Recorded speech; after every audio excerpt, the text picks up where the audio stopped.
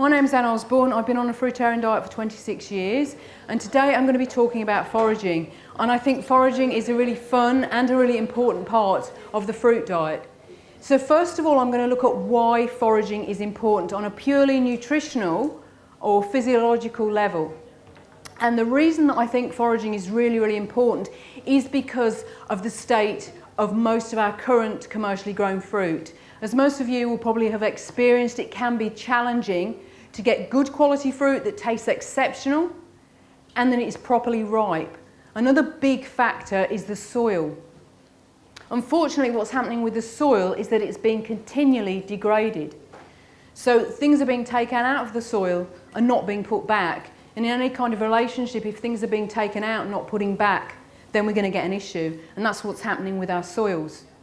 And I think a really important thing, I think one thing that could change our health and the health of the planet is if farmers were paid according to nutritional content of fruit rather than weight. At the moment, all fruit is charged according to size or weight.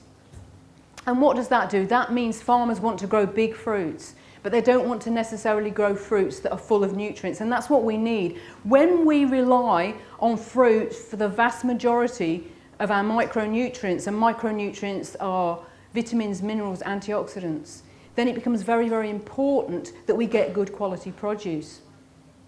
And we are challenged in this. I think if we're following the basic 80-10-10 guidelines, if we're eating whole, fresh, ripe produce, then it's pretty hard not to get that macronutrient balance. So get the balance of carbohydrates, proteins and fats. If we're not eating a load of overt fats and we're eating mainly fruits and vegetables, naturally we will get the macronutrients we need if we're eating enough for our needs. And we all have individual needs, there's no blanket prescriptions.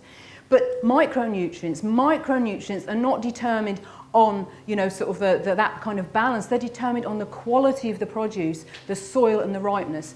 And in 2011, I went to a talk by this guy. If you'll come up. Costa Georgiadis. He's a Greek origin, but he lives in Australia, and he's a passionate advocate for permaculture and growing fruit and vegetables in good conditions. And in his talk, something he said, I thought, oh wow, it blew me away. He said, we may need to eat 4 times the amount of produce, including fruit, as we did in the 1970s to get the same amount of nutrition. And that's just nuts. That is just crazy. And he's an expert in his field.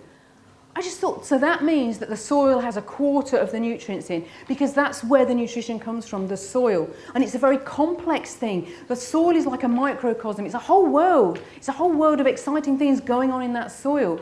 There's relationships between small creatures, bacteria, fungi.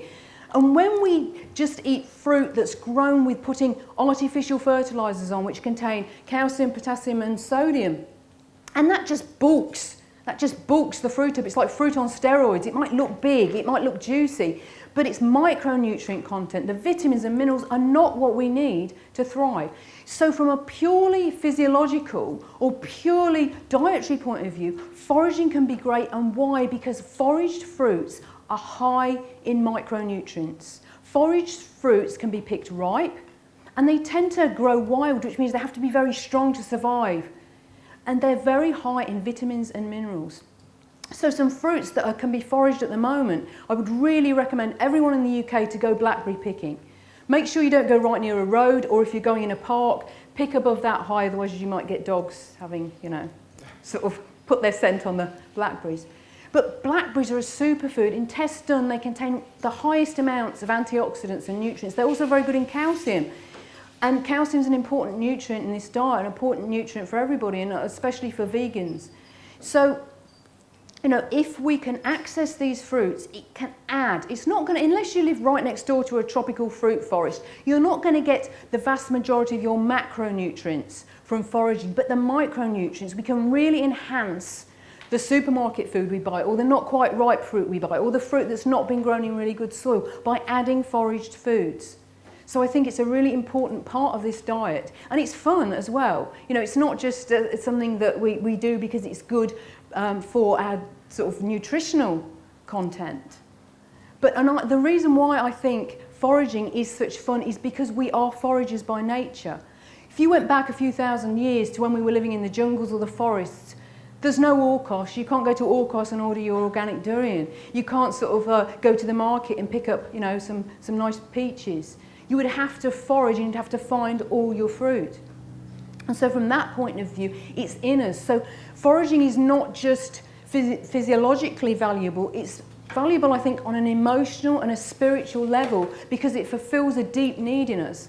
Now, when we watch a kitten, kittens love playing, don't they? Kittens love playing with a cotton bobbin or anything that moves. Why do they love that? Because their role in the universe is as carnivores, and they have to chase their prey. So they have to have this desire, this innate instinct for chasing things. Now, we don't, because we are natural frugivores. I very much believe that, and nothing I've researched over the past 26 years has led me to believe anything other than by design we have the body of a frugivore. But a kitten enjoys playing. A kitten will play for hours and hours because that's its role. It's a carnivore that chases things. And we are foragers. So when we are fulfilling a deep, basic, innate need in us, it's very joyful, and children love it. Children love foraging their own food. They love going to pick your own, you know, and because it's satisfying, not just on a nutritional level, but on a deeper level too.